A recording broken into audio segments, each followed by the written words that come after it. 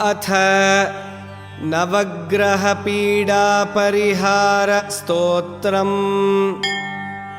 ग्रहाणामादिरादित्यः लोकरक्षणकारकः विषमस्थानसम्भूतां पीडां हरतु मे रविः।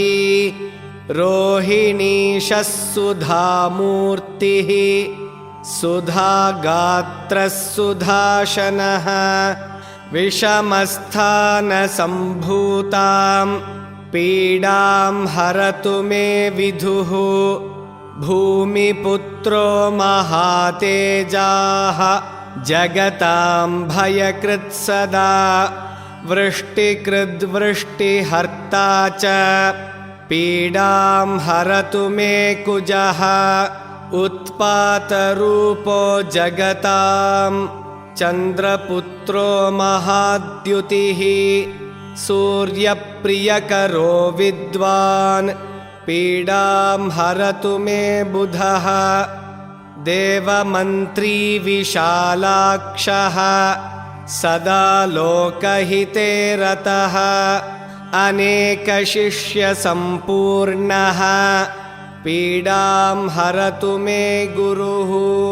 दैत्यमन्त्री गुरुस्तेषां प्राणदश्च महामतिः प्रभुस्ताराग्रहाणां च पीडां हरतु मे भृगुः। सूर्यपुत्रो दीर्घदेहः विशालाक्षः शिवप्रियः मन्दचारः प्रसन्नात्मा पीडां हरतु मे शनिः।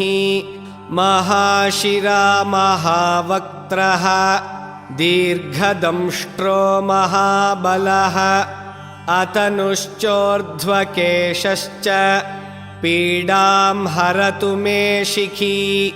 अनेकरूपवर्णैश्च शतशोथसहस्रशः उत्पातरूपो जगतां पीडां हरतु मे तमः। इति श्रीनवग्रहपीडापरिहार स्तोत्रम्।